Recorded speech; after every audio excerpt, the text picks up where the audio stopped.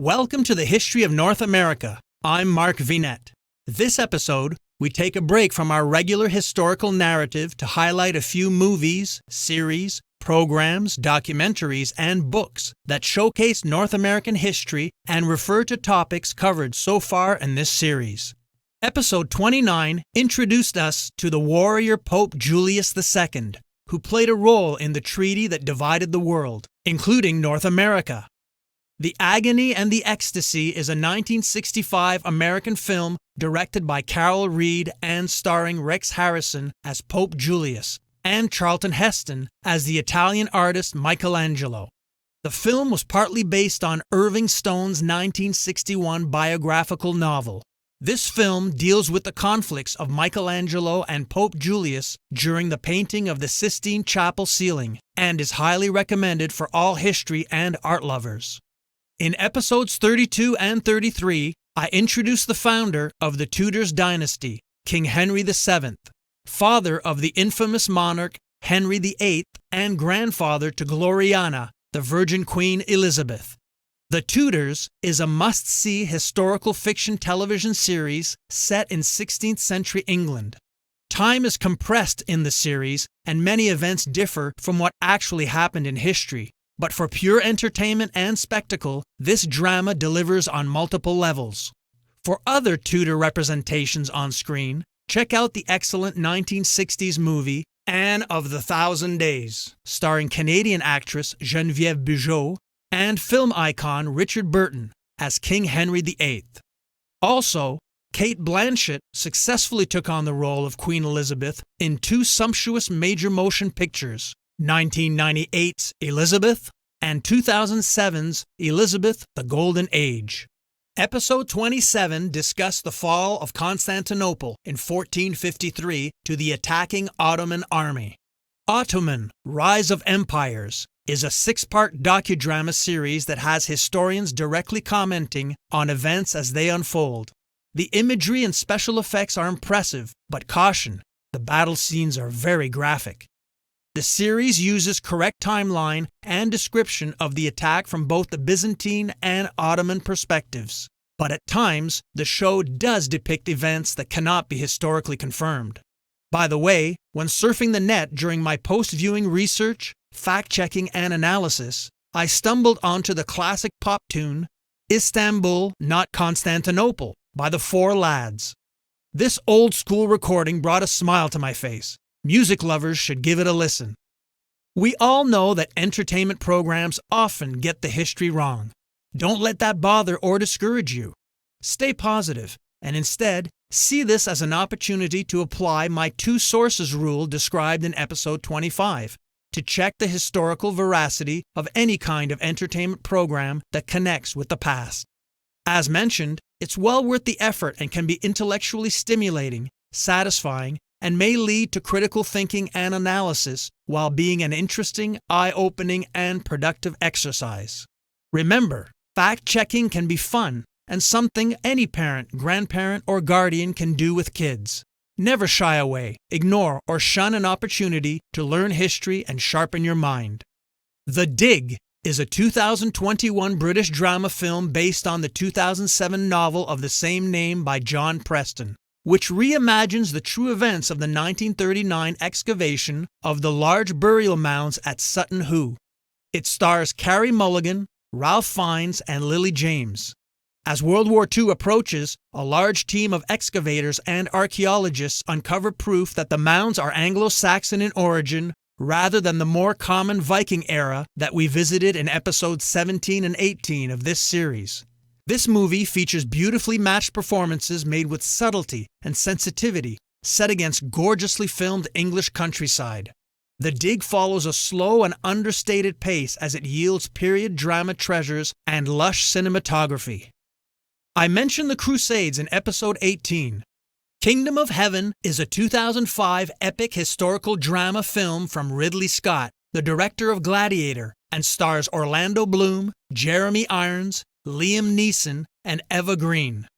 Muslim military leader and conqueror Saladin is featured in this fascinating but complex period of history that opened up Europe to the Orient and began an exchange of ideas that would eventually lead to the Age of Exploration.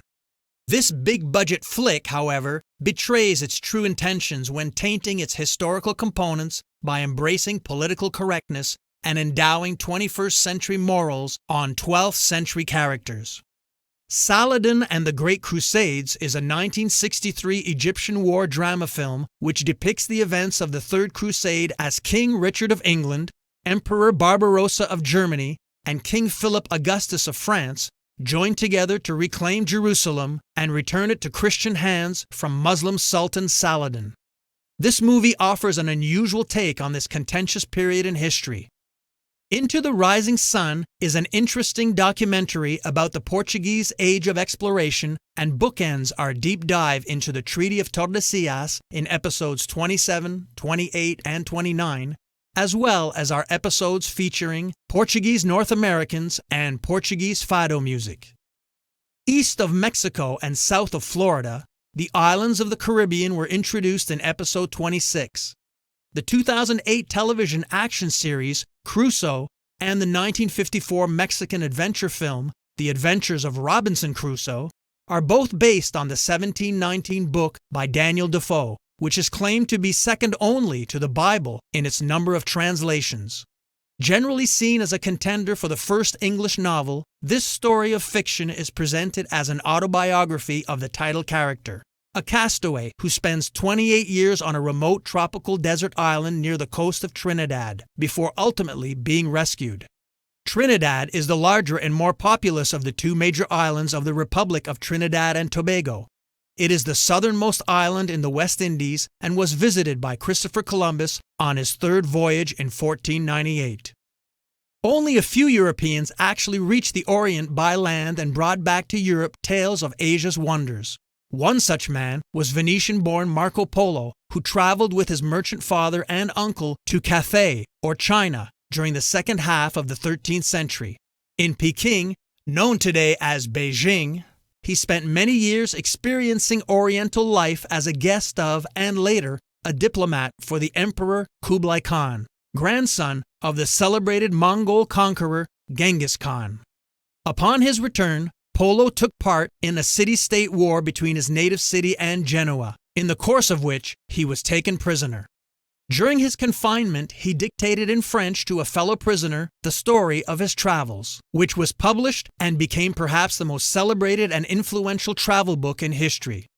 With a wealth of vivid detail, it gave to medieval Europe its first consequential knowledge of China and information concerning other 13th century Asiatic countries, including Japan, Siam, Java, China, Ceylon, Tibet, India, and Burma.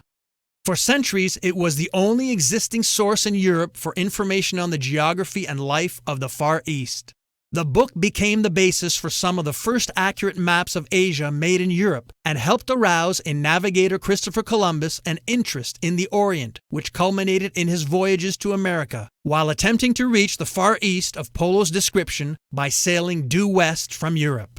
When I covered the European Age of Exploration in episode 19, I mentioned this titan of history, whose incredible life has often been the subject of movies, TV shows, books, and kid games. Marco Polo, a 2014 TV program starring Benedict Wong as Kublai Khan, is a series of historical fiction based on the accounts of the Italian merchant, explorer, and writer who traveled through Asia along the Silk Road between 1271 and 1295. The Venetian's adventures are recorded in the Travels of Marco Polo, a book that described to Europeans the then mysterious culture and inner workings of the Eastern world, including the wealth and great size of the Mongol Empire, giving their first comprehensive look into China, Persia, India, Japan, and other Asian cities and countries. For you classic movie buffs, worlds collide in The Adventures of Marco Polo, a 1938 black-and-white film starring Gary Cooper. And finally, many followers of this series have asked me to identify the history of North America opening and closing theme music to each episode. As a younger man, I was a professional musician who, together with my bandmate Mark Cote, formed a rock group called Looking for Mark. We won an American Idol-type competition in Canada and signed a major record contract with Capital EMI. One of the tracks on our debut album was the eponymous song we wrote and performed called Dangerous Visions. The orchestral prelude to the song has become the opening and closing theme music to the History of North America podcast. I'm glad that many of you appreciate and enjoy a small piece of my musical past. I'm Mark Vinette, and thanks for joining me.